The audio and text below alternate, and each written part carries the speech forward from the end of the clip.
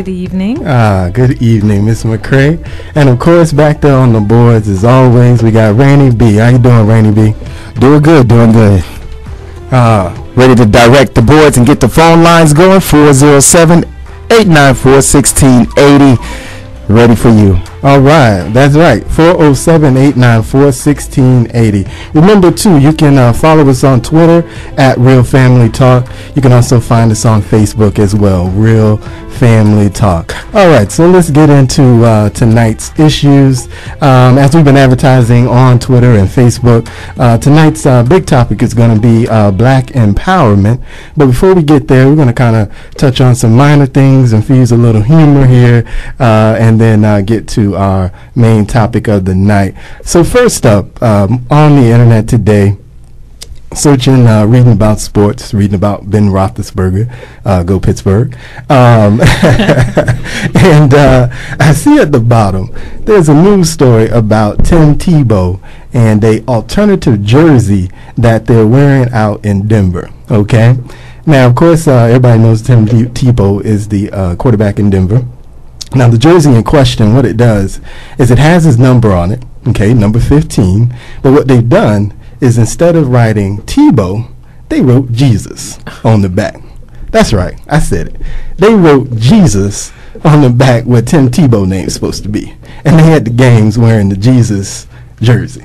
Oh, man. Come on now. You know that's my alley. What you going with? Where we going with this one here? Yeah. That's my alley. The whole tone of the show about to change right now.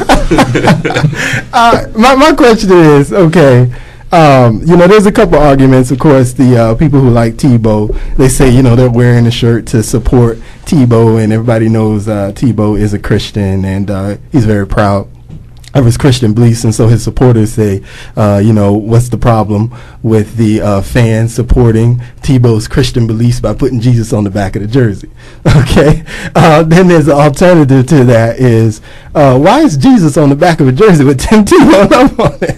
I mean, are we suggesting that Tebow is the son of God? I mean, what is the suggestion here? Come on. I don't know. Personally, I just think it's in bad taste to have Jesus on the back of a shirt that is supposed to represent a man. That's just my opinion. I was going to throw it out there for the panel. Anybody want to comment? I saw Brennan eyebrows go up like he was The Rock. So like we about to get in the ring. Nah. Anybody got a comment? It's a bit much. Yeah. Come on. It's a bit much. But like Tebow though, like I like him, want to like him, but I do. But this is a bit much. It's Jesus jersey. Now, a lot too much.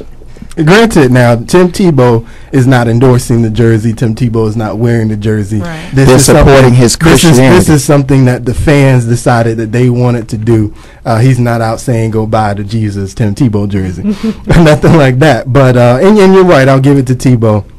Not a fan. I just think he's an overhyped football player. But to his credit, you're right. He is a very humble guy, he's very and humble. I do respect that about him. But I just think the people who like him as a player, as a person, I just think they are just a little over the top. And this clearly is a great example of them being out of control. Now I'm gonna take it to let me say this. I don't think it's out of control. I don't think it's over the top at all. What the fans have done and is saying, he's a Christian. He knows I can do nothing without Christ Jesus. He's saying, with Christ Jesus, I got my strength, I got my ability, I got all that. So what they're doing is they're recognizing who is in him.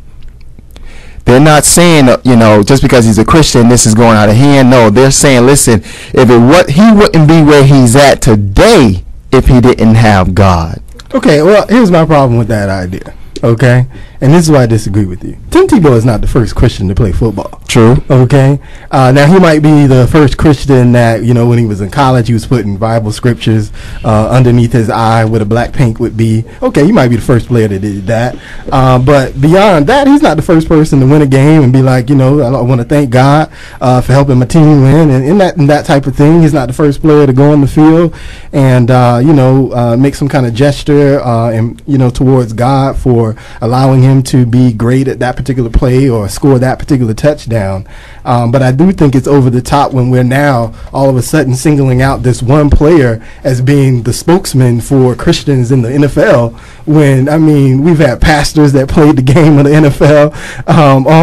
We've had lots of Christians that play the game in the NFL. So why are we putting this man on a pedestal for his beliefs when we haven't done that in the past? So are they putting him on a pedestal, or they just wearing a jersey with him and got Jesus on the back? See, that's what I was trying to figure out. Like, well, what's the intent? Because are they really backing his religion, or are they just saying they love Tebow? How do we know? We don't know. We don't can't know. Answer that question. You can look at the fans and how they view him. They idolize. And see, that's just it. We can take any rapper and wear their clothes and shout their name, but soon as we get someone who represents the kingdom of God, and they just saying, hey, this man, number 15, I believe, right? Yeah. Number 15 represents our God. So what we want to do is to let you know that we honor the man who represents our God, and that he's not scared to tattoo his eye or do what he got to do to represent God. So it's not out of hand. I think what we do is when something happens for God, then now we gotta, it's controversy, it's out of hand, it's this, it's that. But we could do it for anybody else in the secular community. I hear what you're saying. And to me, that would be valid if he was somehow special in the sense that he was someone that has not existed before, meaning he was the first player who didn't mind wearing Jesus on his shoulder, if you will. You know what I'm saying? Yes. If he was that person, I could understand that. But being that he isn't, to me, it's a bit over the top. Go ahead, sir. This is my comment. Okay. Somebody got to be the first person for this to happen to. I mean, it's been other situations where people that came in and represented somebody, but somebody had to be the first one to have Jesus on the thing, and maybe a movement's going to start. I mean, just because it didn't happen before, why do we have to make this seem so radical?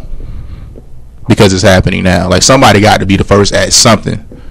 He the first one for it to happen to. Okay, let me just take this back before. There's also, let's say, in high school now, you cannot say the prayer before a game. In certain places, you can't pray before a game. You can't pray in the huddle. You can't do none of that. So for us now to say, you know what, we're tired of sitting back telling us that we can't pray, we can't read scriptures in the open. Now we're going to stick up and we're going to put Jesus on our shirts. When can we have our time? I'm gonna say this, and then I don't want to. And let's open up the phone lines, right? Yeah, we do need to open up the We do need to open up the phone lines. Remember, call in and let us know what you're thinking. 407-894-1680. 407-894-1680.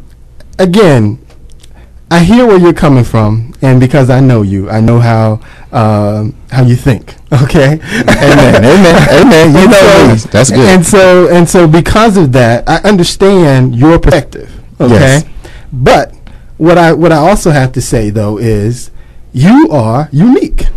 Okay. Yeah. You are not the average Christian. Okay, in the sense that the average Christian is just that they're Christian. They're not on their knees every day. They're not in church on Sundays, if you will, on Sundays. They're not at the Bible service on on Wednesday nights, if you will. They're not into their Christian beliefs to that extent. And so because of that, for them to now, because of one man, okay, jump and do something as drastic as now replace his name with Jesus on his jersey, to me, that doesn't necessarily say anything about their faith per se. That says something about them and what they believe of him. And to me, like I said, that is an issue. Go ahead, sir. Yeah, that's what I believe, because if you follow the rhetoric of the fans, if you look at how they praise him, I honestly don't think it's coming from a religious place. I honestly don't. I honestly think they're praising him, and because he is a Christian, they're just sitting him there anointing him the savior, quote unquote, of the Broncos. Right? Like it's not. I don't think it's honestly coming from a thing like, okay, this is our faith. They're trying to deny us this, that, and the third. go Jesus. Exactly. No, they like go Tebow. Exactly. Go Tebow. Exactly. And here's a flip side of that. Okay, these are football fans. So where are they every Sunday? Okay. Hey, thinking about the church. You know what I'm saying? That's all I'm saying, bro. That's all I'm saying. I'm gonna say you got me on that one right there. That's all I'm saying. But I still believe that that is nothing wrong with them putting Jesus on his shirt. And I think sometimes but it's the context. I think sometimes we overthink stuff and overlook stuff. There may be somebody there, and we can't say maybe the game started at 3. They went to the 7 a.m. service. They could have been at the 7 a.m. service, then went to the game. True. They could have went to early morning. So it's not. That's something to think about. Also, look at it like this: they're saying, you know what? I'm just thankful that he's a Christian.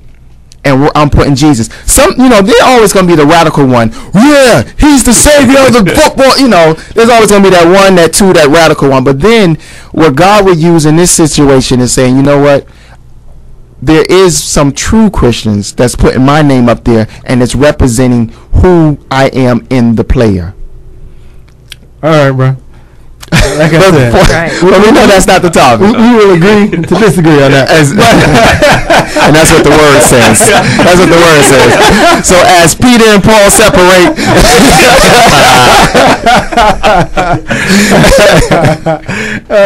we thank God. But remember, the phone line is 407-894-1680. 1680. That's right. One more topic I was going to mention, and we don't necessarily have to have a long discussion about this, but something I think people should be looking forward to as far as what the outcome will be.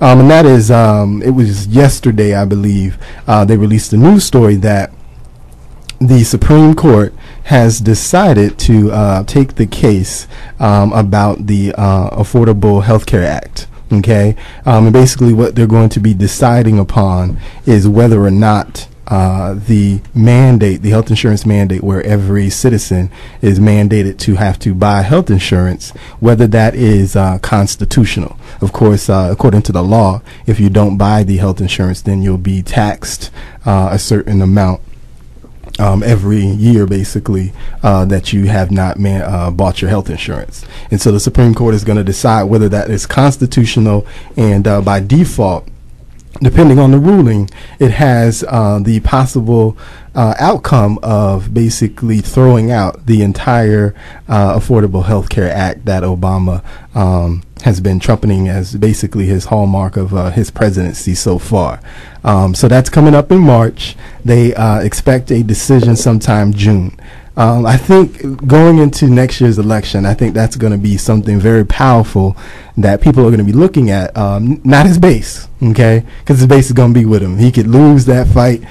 They could throw it all out, and his base is going to be like, we love him anyway. They just trying to get you, man. We know it ain't you, man. It's them. But I think it's just going to be interesting to see how what the response is from the Supreme Court. Because they're looking at it being, there's 9 justices, so they're looking at it being basically coming down to a 5-4 vote. Either way is what the expectation is. Right now, there's like 5 quote-unquote conservative judges, 4 liberal judges, so we'll see how it works out. But I just think going into next year's election, that's going to be huge in terms of its impact and affecting his ability to get reelected, because I think if it does get overturned, there will be a segment of the population that's kind of on that fence that will look at this and possibly change their mind as far as what they think about who should be the next president. Anybody got any comments on that one? It's a complicated bill.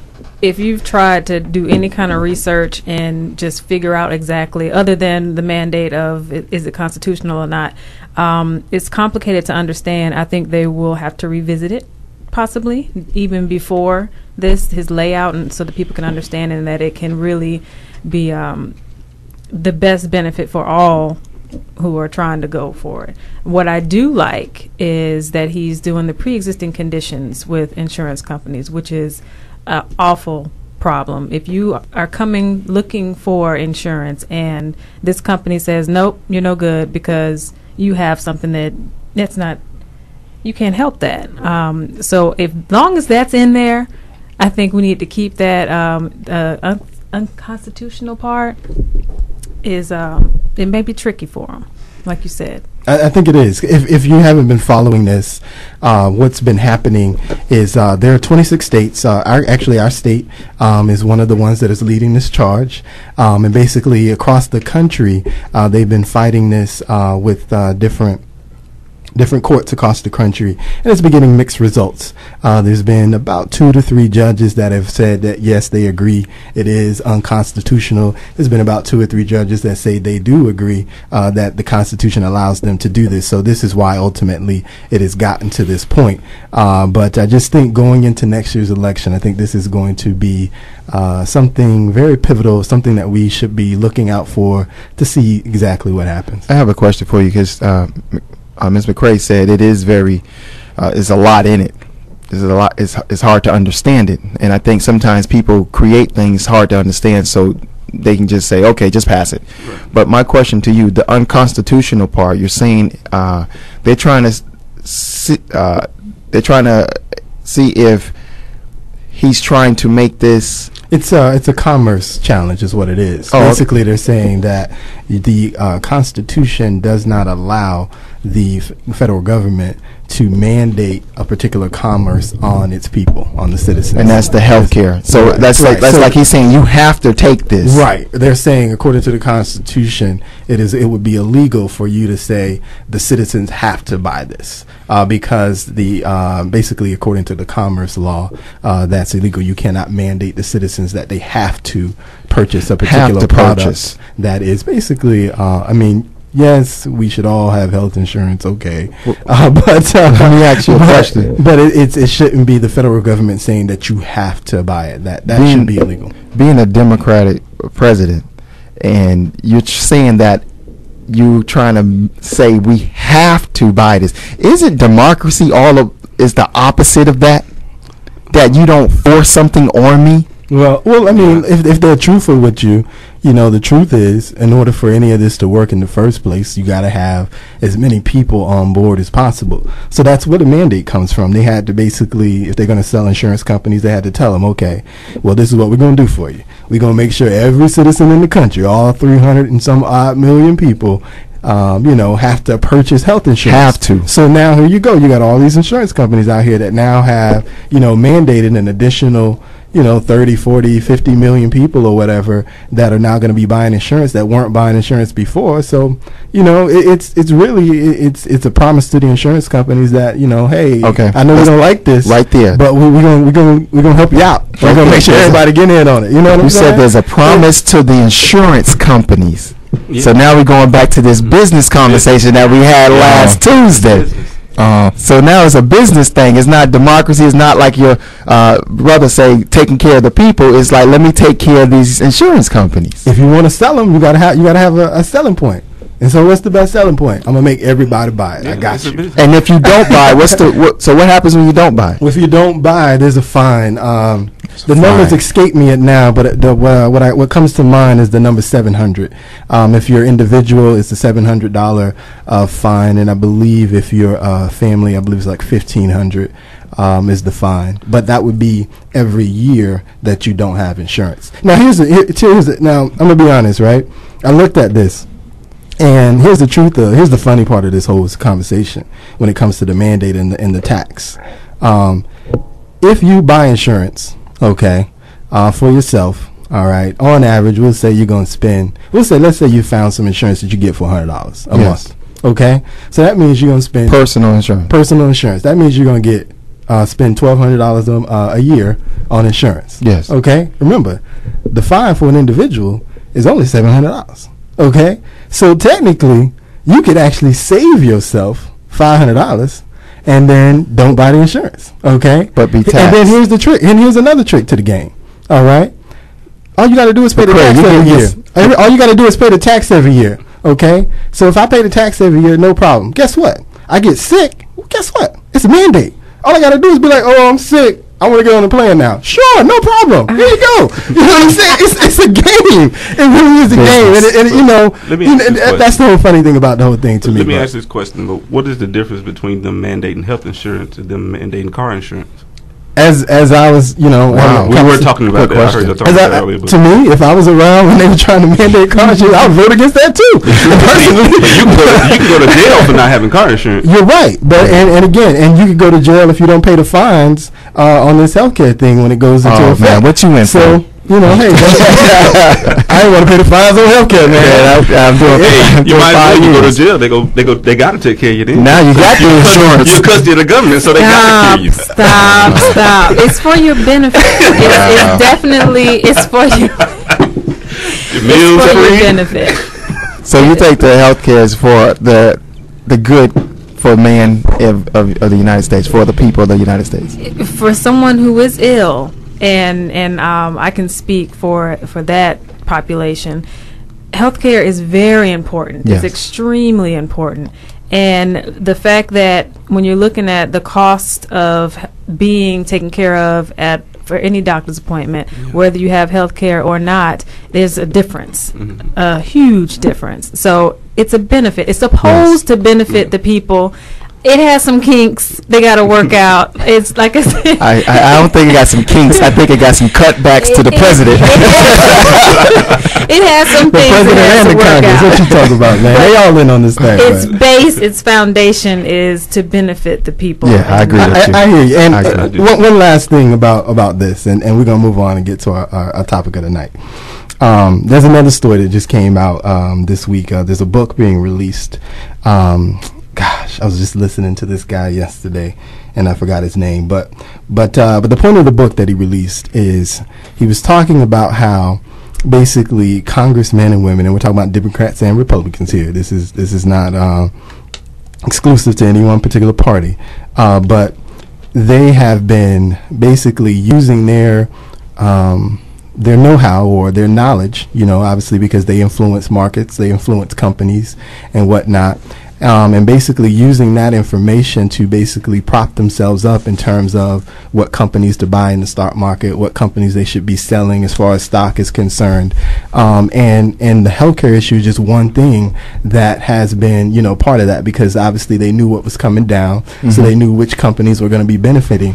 And when you got these kinds of things going on, even what's more appalling about that is that congressmen cannot be prosecuted for insider trading.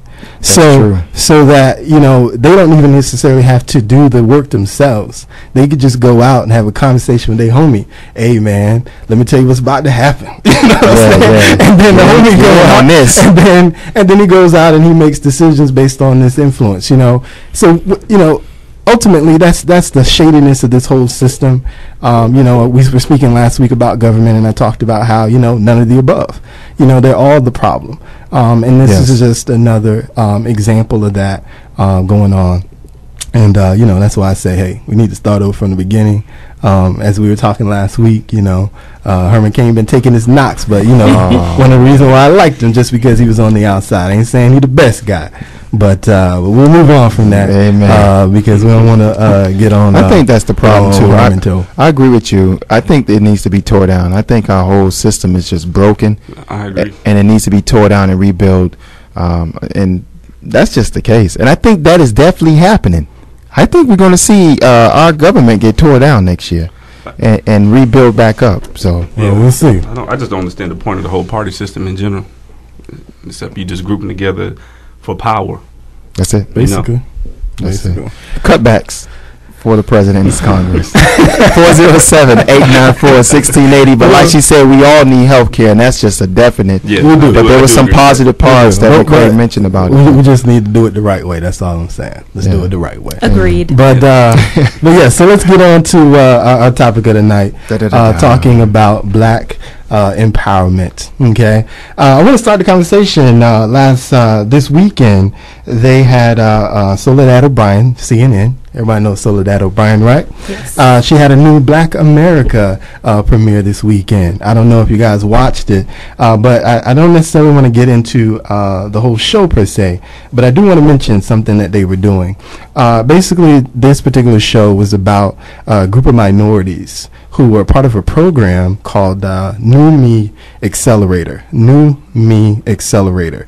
Okay, and you should check this out if this applies to you. They have a new class that they're looking for. Just so you know, check it out. New Me Accelerator. The deadline is December 16th. I checked all of this out. I wanted to make sure that people get this. But what was going on with the New Me Accelerator program? They had a group of minorities. They had to compete, and they chose 9. And these were all people who were trying to build internet.com companies. Okay, they were kind of looking for the next big .com from a minority, because as you know, there's not a lot of minorities that have huge .coms. There's been no black Facebook, LinkedIn, Google, Yahoo, so forth. Okay, and so this program is designed to search out individuals who might be able to fall into that category. What they do is they bring you out to Silicon Valley. They have like 4 mentors that mentor you. These are all people who either have run .coms and been successful, but most importantly, these are all individuals that run investment companies that look for internet companies to invest in. So they have 4 mentors involved, and then what you do is you get an opportunity to be trained by these people. In the program, they had 9 weeks that they got trained and basically coached on better ways to present their product, things that they could do to make their product more appealing to investors, and so forth. And then at the end of the 9 weeks, they got an opportunity to present their .com business to a group of investors, the 4 that were mentoring them, in addition to several others that exist in Silicon Valley. And the show, from what she said at the end of the show, it would seem only one of the group actually, as of the as of the airing of the show, only one of them had actually obtained financing from that. But that's still pretty good. Wow. 1 of 9 actually got some financing, and they actually got it from one of the mentors on the show, and the other 8 was still looking for their opportunities, but of course they were pushing forward. So if you are out there, you have a .com that you're trying to get off the ground, I believe this sounds like a really great opportunity. Remember, it's called New Me Accelerator. Check it out. Go online. The deadline, like I said, was December 16th, and apply. See if your .com can be the next one to come out there in Silicon Valley, pitch in front of a bunch of investors, and see what happens. All right, New Me Accelerator. Actually, the website is newmeaccelerator.com. Newmeaccelerator.com. Check it out, all you .com, future .com millionaires out there. It sounds like a really great opportunity. One of the things they mentioned in the program, they had one particular investor that they said, he didn't even know any African American entrepreneurs. He said, now this is 2011. He's a white guy, but and he's out there in Silicon Valley, but he said he didn't know any, and so he was talking about how, if he can find one, and he really didn't even care at this point. He just wanted to see one. He's like, if I could just get one, I'll just let him come out here and present. If I could just find one, because he says he can't find any. So there's some opportunities out there that if you are a minority.com future millionaire, if you will, check it out, newmeaccelerator.com. See, we're talking about black empowerment, so try it out, see what's going on. All right, so get into the topic tonight. What I wanted to do is just discuss some things, some questions I was going to throw out to the panel here as it relates to black empowerment and things that can be done, what we've been doing, and kind of where we might be able to change our particular path. Okay, so I want to start out with some figures here. There is a news site. It's called Target Market News. What they do is they create information such that advertisers can find better ways to be able to advertise to the African American community. And now these numbers are from 2009, and I want to talk about what we were spending our money on in 2009 according to Target Market News. All right, so we spent a total of $507 billion, African Americans. So we're spending a lot of money. Wow. We're spending lots of money. Okay. Here are the top categories, though. Apparel and products and services. Okay, Apparel, yes. spent $29 billion, 29.3 to be exact, $29.3 billion. Okay, We love the clothes. we do love some clothes. We do love some clothes. Next, now the top category is housing. We spent $203.8 billion on housing. So okay, that makes sense. One of the other top categories was cars and trucks. We love our cars. $29 billion, $29.1 billion. Okay. Food, that was a big category as well. That makes sense. $65 billion on food. Yeah. The next one on my list here is where you at? I saw you just a few minutes ago. I can't find you. We do contribute a lot of money as well. 17.3 billion in contributions. I would assume that's church, charities, so forth. And then insurance is another big one. But the one that really stood out for me was books. Okay. Now we told you how much you spend on apparel, right? $29.1 billion. Okay. $321 million is what we spend on books. 20 what? $321 million is what we spent on books. $321 million. Does that account? Wait a minute. Does it account for ebooks? I mean, I'm just saying. I would a lot assume of stuff you can read on the internet. Now. You don't I necessarily mean, have to purchase the actual. Okay, I'll give you that, but I'm talking about purchases. We're talking about money that we actually. I understand. We're talking about money that we actually. Your average, Gucci shirt, you spending like $700-800. Book like $30. I mean, come on. Wait a minute. You saying there's only 321 million in books, but all these other numbers was billions. All these other numbers billion. Matter of fact, alcoholic beverages. Oh. You don't want to take a guess, do you? Oh, come on, give I us already know that. what that is. What- That's not alcoholic beverages. That's stress drinks. Well, that was $3 billion on alcoholic beverages. Like I said, we spent $321 million on books. Now, I bring this up because we're talking about black empowerment, and we're talking about our ability to be able to move forward as a people. And I'm not saying that we shouldn't we spend too much money on clothes because, hey, what? You work every day. You work 40, 50, 60, 70 hours a week, whatever the case may be. You buy as many clothes as you want. But I think, though, there's a problem when you see such a gap between our ability to invest in ourselves, because that's what basically reading is about. Reading is just about expanding your mind such that you see something beyond what you are looking at every day. And so if we aren't taking the time to invest in that particular area, I think we're going to continue to see a lag behind the rest of the world, if you will. Anybody else want to throw in there? Well, I think the first thing Hold on, Catherine, right? you have to do, the first thing you have to do is change our mindset, and it starts at an early age, because unfortunately, at an early age, the first things we see are shiny things. That's with that study. They tell you babies are attracted to shiny things, and that's what we're attracted to. So when you see a nice car with nice rims, and you a young guy and you're 12 or 13, and okay, you want to work hard, but the first thing you want to get is a car with some nice rims. You're not even thinking about, Wow. Let me get a house. Let me invest in the market. Let me, do something that's really going to benefit you for the long haul. I apologize, but I was actually answer the call, and it's Catherine on the line. She had a comment too, but McCray, what you was about to say? Education. And then we go to Catherine. Education. It starts with education. You do better when you know better. Exactly. Educate yourself on the facts, on what these things, and know how to invest. That's the thing. Educate yourself, because I think a lot of us don't invest because we don't know how to. The stock market can be a little scary and a little tricky in itself, but learn.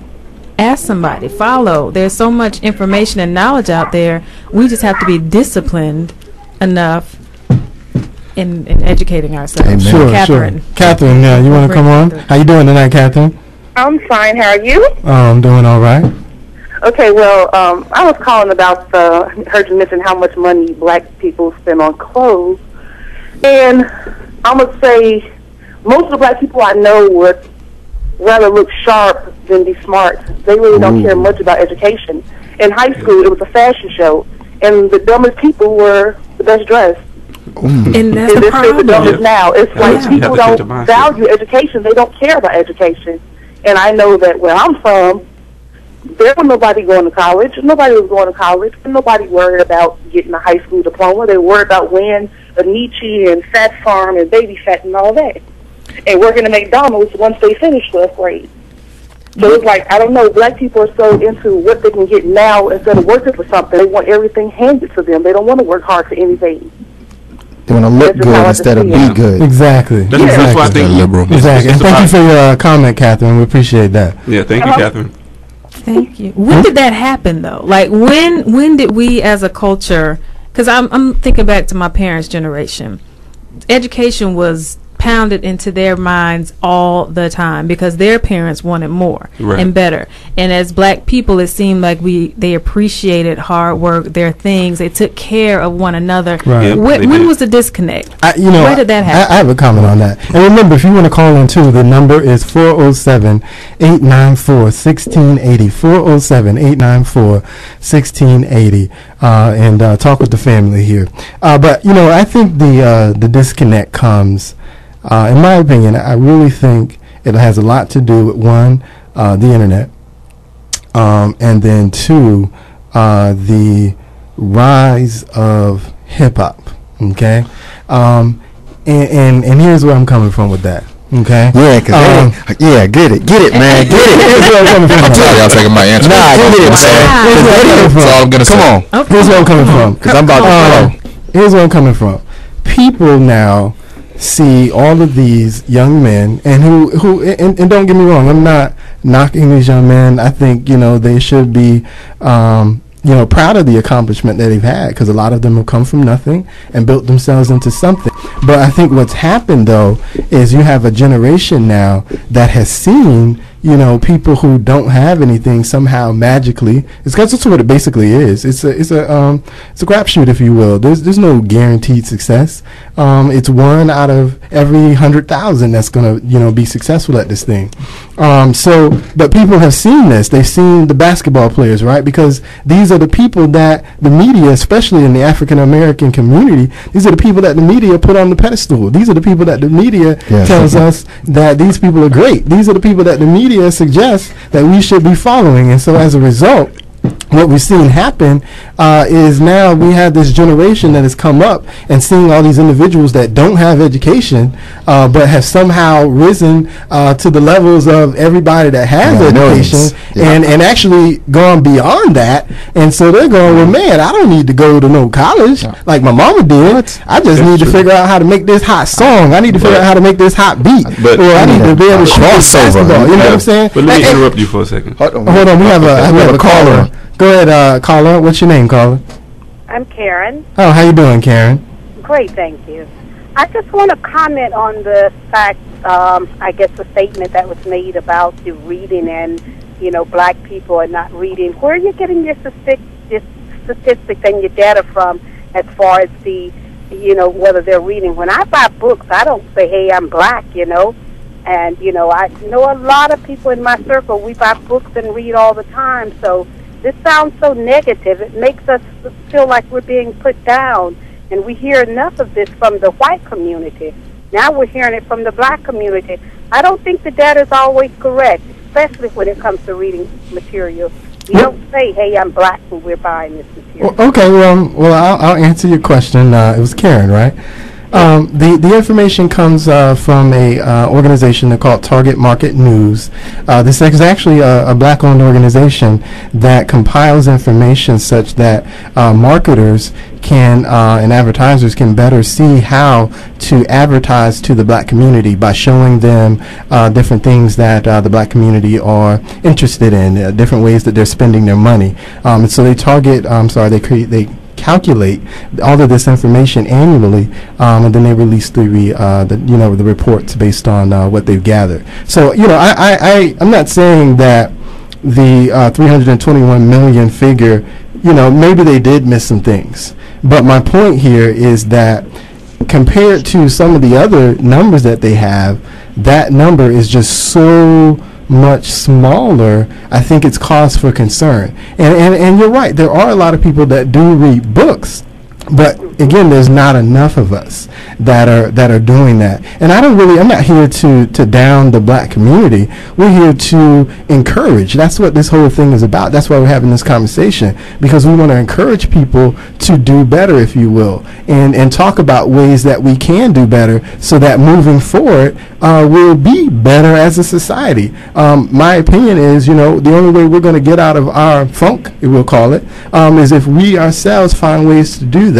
And rather than waiting on the government to enact some plan to make it equal, or waiting for the next guy to do it, we have to start doing these things ourselves. We have to start coming together as a community, and these types of conversations, I believe that, again, we're not here to down the black community. We are here to uplift and find ways to do that. Okay, Karen, that's what we're trying to do here. Okay, well, it sounds very negative. I'd like some positive stuff for a change. Thank you. No problem, Karen. Thank you for calling. I'll tell you, the positive is we had this money to spend. Yeah, that is positive. That's positive. But I think what you're getting at is because of what's been going on with the rap culture, and then our kids watching the athletes who's making all this money, they're putting more time in that. Also, you got to look at it like this too. That's when Xbox and PlayStation and all that stuff started coming out too. So a lot of kids went to playing a lot more games, got into technology than to reading. We didn't have that. I mean, once you finished playing Atari 2600 Pac-Man, it was like, that got boring, so you went and picked up a book. But I don't think it necessarily started with hip-hop. I think you can go back actually to the 70s when you're talking about the heroin trade, because that's when the money really started coming fast. The money really started coming fast in the black community, and a lot of people started looking at fast money. And then it got even worse when the crack trade came, because now you got more people out there. So all that stuff plays in a part. Now, you can argue one way or another whether the hip hop today is a product of those generations. I would say it is. All it just got piled on top of each other. So now we're at a point where like Catherine was saying, like, you don't even know people. They don't even go to college. That's not what they do. But here's a big difference though is the crack generation that you're talking about. That I'm going to say that affected mostly the ghettos of America, if you will. What we're seeing with hip hop though now is, I mean, obviously these guys come from ghettos or whatever the case may be, but now you're seeing even middle class. You're seeing the middle class kids, the kids who watch their parents or know their parents went to college, know their parents got a master's degree, know their parents got a PhD, but. So they've seen the education aspect of it. Right. They know it. They know it like the back of their hands. Right. Yeah. But what are they focused on? It's the fast that money. Hot song. They focused on that hot beat. And so that's what I mean by the hip hop generation, because the hip hop generation has now opened it up. It's taken the fast money out of the ghetto, and now it's put it in mainstream America. And now even kids that do know better, because they can see it. The kids that can't see it, you understand why they're there, because they don't have the role model. They don't have the family environment to be able to show them better.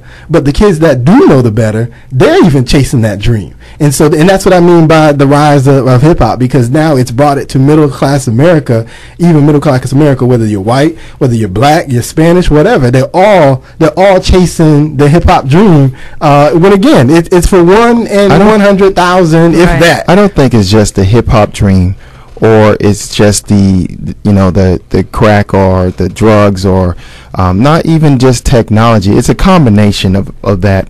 But you also got to look at it like this too. Things have gotten hard, where people are working more. They don't have as much time. We're not taking as much time with our children as well.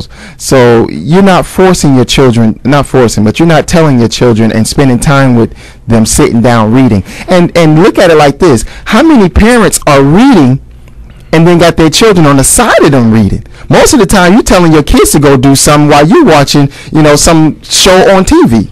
So you're not even being a great example. So if you're not reading and they're not reading, so these numbers look pretty good. Like I think it back to we're, as a society, when a capitalist society, a consumer society, we're just greedy. We don't want to wait for anything. We just, it's hard work to get an education and buy time in whatever industry you choose, and then 20 years later you benefit from that. the kids today, they don't understand that. They don't want no parts of it. They want to be a now. millionaire by 25 or 30. The Justin Right. Biebers If not 20, of the world. you know. How old is that kid? Justin Bieber? No, 12? I think 16, 17, And he Seven. made like 100 million You know, or it's- something easy last year. something like that. Like people, That's what patience they is a see. virtue. Yeah, It yeah. really is. And I don't know, I can't say that enough. You know, you just got to be patient. I don't care what you do. I don't care if you choose to do things illegally. You still got to be patient. Right. You know, I mean, honestly, you can't do nothing, you know, without being patient. You got to wait your turn to speak, so to speak. You know what I'm saying?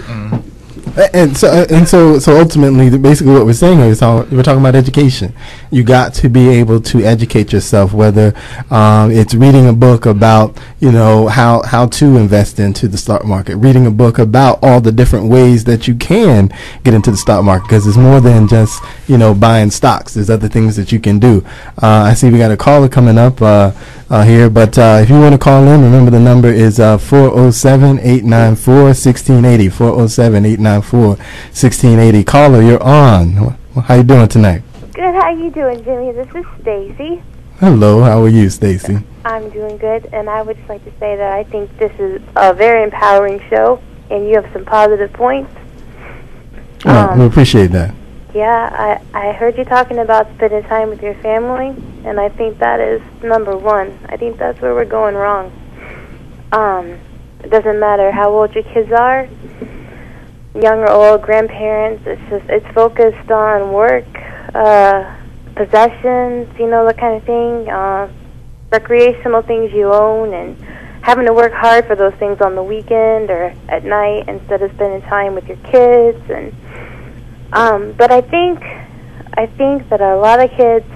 I'm in a generation of girls who were very pregnant in high school. A lot of my friends went through that, and a lot of those girls went on to be single moms and get college degrees, and they're doing great. They're doing better than I am financially, you know. But they're focused on their family, and I see a lot of positives coming. And yeah, I'll laugh. I'll say I'm a white girl. Anyways, That's a lot of my Stacy. black girlfriends, yeah, they are doing so good. And, you know, I admire anybody who can overcome anything. But there's a lot of positive things on this show and positive things to come. And if you check out the Facebook, there is uplifting links to things in the community. We appreciate it, People Stacy. should look at that. Thank you, Stacy. We appreciate that. Thank you for calling in. Yeah, Thank you for right. calling in. All right. So continue with the conversation. You know, looking at Target Market News, they also released a new report in the last few days here, and this one I really find interesting. And the reason why we do need to begin to get empowered, because things are coming. In this new report, they say that by 2015, we should be spending about $1.1 trillion. This is African Americans alone. We're not talking about the country. We're talking about African Americans. Our buying power should be about $1.1 trillion in 2015.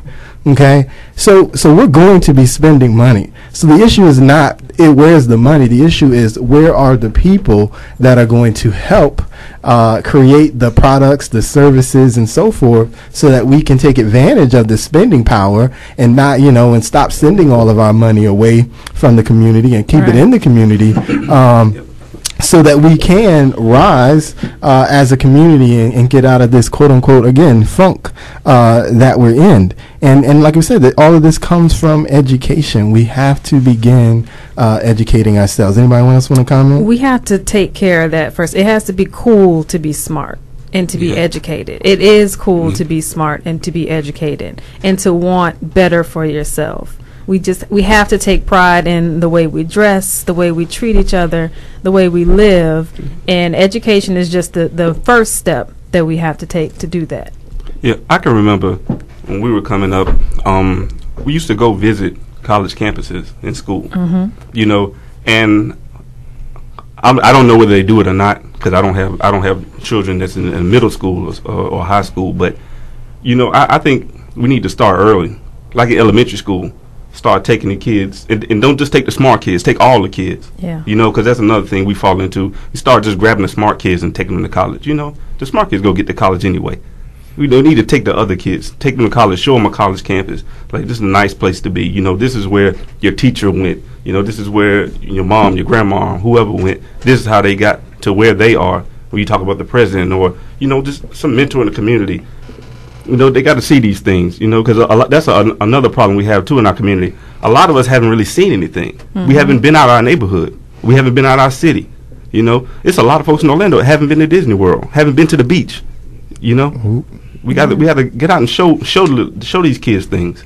And even when you talk about exposure, when you talk about the hip hop movement, shows even on TV, it shows like A Different World.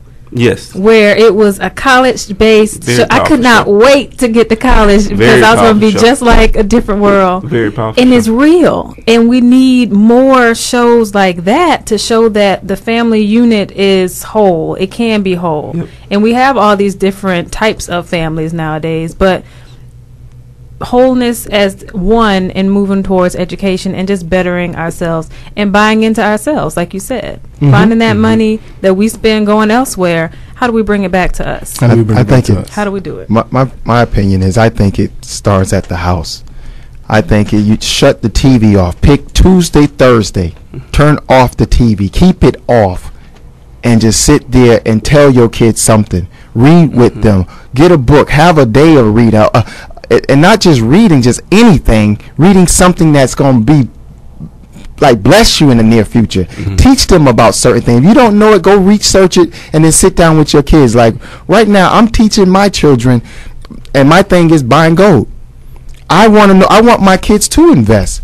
So I think it starts there. Then the schools or us. And another thing you said, take them to college. Sometimes we rely on the school to do it. Mm. Right. Now, you have a field trip with your child at 10 and go to a school. You have a field trip with your child and go to, you know, some investment corporation or something and just say, hey, I just want to show my son this, my daughter that. I think it starts at home first. And I know we bog down with time, but we have to invest in our children. Brandon said something so well today when we was driving. Sometimes you got to look at your child and invest in your child. Mm-hmm. Yeah. That's an investment, your child. So I think that's what it is. To bring one more point, I think another problem with our community specifically is we've gotten away from God as a people. You know, because you know, back in the day, you know, we were coming up, pretty much everybody went to church, or at least went to church every now and again. You know, the grandma took them once every couple months, grabbed them on Christmas, something. But now it's like a whole generation of people who never stepped foot in the church if it wasn't a funeral. That's Mother's Day.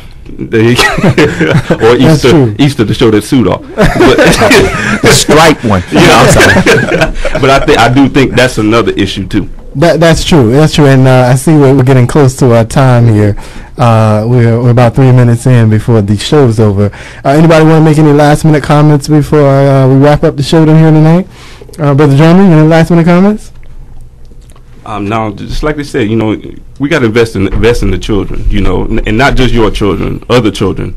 You know, if you're a young man and you know if your son or your daughter has a friend that doesn't have a father in the house, you know, I'm not trying to say be their dad, but you know, try to be a positive man in their life.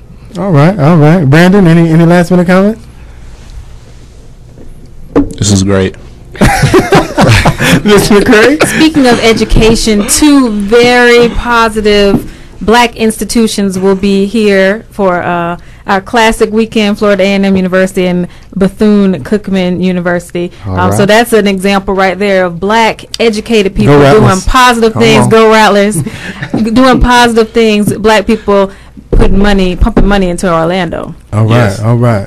Randy B, any last minute comments there? I like when my brother left off at with the church. Proverbs 22:6, train a child in the way he should go, and he won't depart from it. Yeah. All right. That's true. I can speak on that. All right. And so just wrapping up, you know, all we're suggesting here, we're not here to put anybody down. We're trying to encourage. And clearly from these numbers, which they're old, like I said, they came from 2009, so they're not too old. But it's about education. We need to be reading more. We need to be encouraging our kids to want to do more than just get out of high school, if you will. In today's economy, in today's society, you will need more than that to be successful. So we need to encourage them to want to do more than just that high school diploma. Do we have a last-minute call here, Rainey? Is that what's going on, sir? A last-minute call or no? Yeah? Okay, go ahead, caller. How you doing? What's your name? Oh, my name is Alicia, and I'm calling from Seal Beach, California. All right. Oh, yeah. All right. Now, thank you for joining the family. What was the comment you wanted to make? Well, I just I wanted to make a comment on the issues about the church and obesity. Okay. And I would like to see more preachers preach about gluttony over the pulpit and, just dealing with a lot of obesity, because it seems to be a silent killer, with all of the issues with diabetes and high blood pressure. And I would like to see it taken a lot serious, more so in the church. Okay, you're right. There is a huge issue out there related to obesity, and from all angles, from the church and within our own families. You're right. I think we can do more in that effort. I know Michelle Obama. That's her big thing right now, is obesity in children, and encouraging us to do better in terms of our kids. So that is an important issue. Well, we thank you for your comment and joining the family tonight. We appreciate that. Well, like I said, we are wrapping up the show. Remember, you can find us on Twitter at Real Family Talk, and you can also become a fan of the page on Facebook. Again, Real Family Talk, and be looking out for those YouTube broadcasts of the show. Again, Real Family Talk. This is Jay Real signing off for the evening, and thank y'all for joining the family. Everybody's talking about WOKP, the Urban Empowerment and Inspiration Station, 1680 on your AM dial.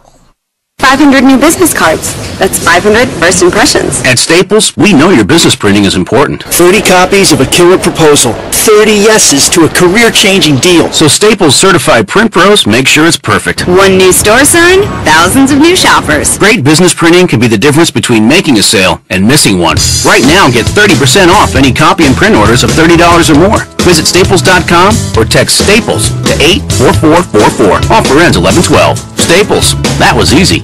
Hi, this is Jay Real from Real Family Talk. We'll be on from 9 p.m. to 10 p.m. every Tuesday on Gospel 1680. Hope to see you there. Shopping for your next car is easy and fun when you log on to CarMax.com. At CarMax.com, you can choose from thousands of used cars in our nationwide inventory, most of which are available for transfer to a store near you. Fee may apply. You can check out tons of pictures and features, compare prices, and more. The car you'll fall in love with is at CarMax.com right now. Log on today. CarMax, the way car buying should be. Just a minute, Jan, I need to talk to you. Mom, I don't have time now. I gotta go. Jan, wait, Jan! Staying connected with your kids is tough. As a parent, you need to do whatever it takes, and the Boys Town National Hotline can help. Come on, Jen, let's go. I can't believe it. My mom just texted me. She knows how to text? Huh. Better see what she wants. From parenting questions to a family crisis, let the Boys Town National Hotline help you connect with your kids. Call 1-800-448-3000 or visit parenting.org today. Right now, nearly 30% of U.S. students aren't finishing high school. In many places, it's even higher than that. And fixing it is a responsibility that we all share. This is President Obama, and I urge everyone to take responsibility for encouraging the high school students in your communities, to support them, challenge them, and do whatever it takes to help them make it through. Do your part by going to boostup.org and giving a student the boost that's needed to make it to graduation. A message from the U.S. Army and the Ad Council. Dad, remember that year my birthday party got washed out by the storm? When nobody showed up, and we spent the whole night eating cake and ice cream? Yeah, I remember. Had to be your worst party ever. Actually, it was my favorite. You never know which moments will be the ones they remember forever. So take time to be a dad today. Learn more at 1-877-4DAD-411 or visit fatherhood.gov. Brought to you by the U.S. Department of Health and Human Services and the Ad Council. Gospel 1680 WOKP, your urban empowerment and inspiration station for the new year.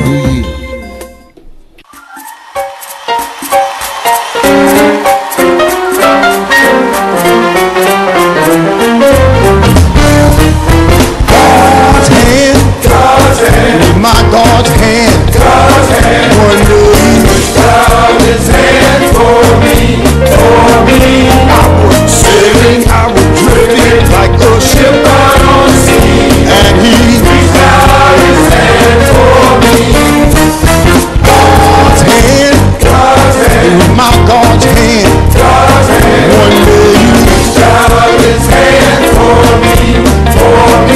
I was sailing, I was drifting like a ship out on the sea, and He reached out His hand for me.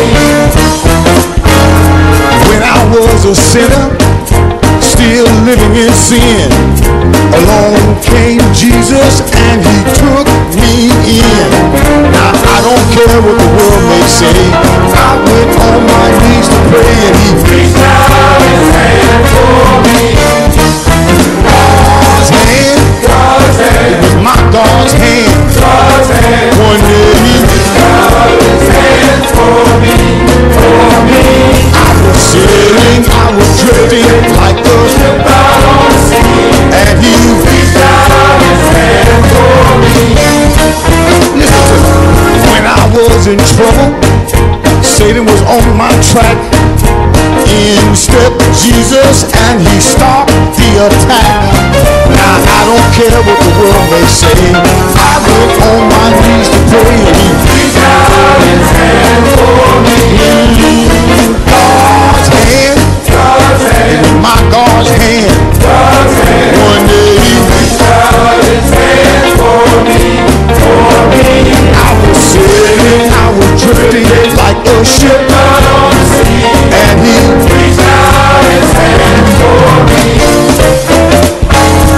Reach out. I said the Lord reached out. Reach out. I said the Lord reached out. Reach out. I said the Lord reached out. Reach out. I said the Lord reached out. Reach out. I was sinking.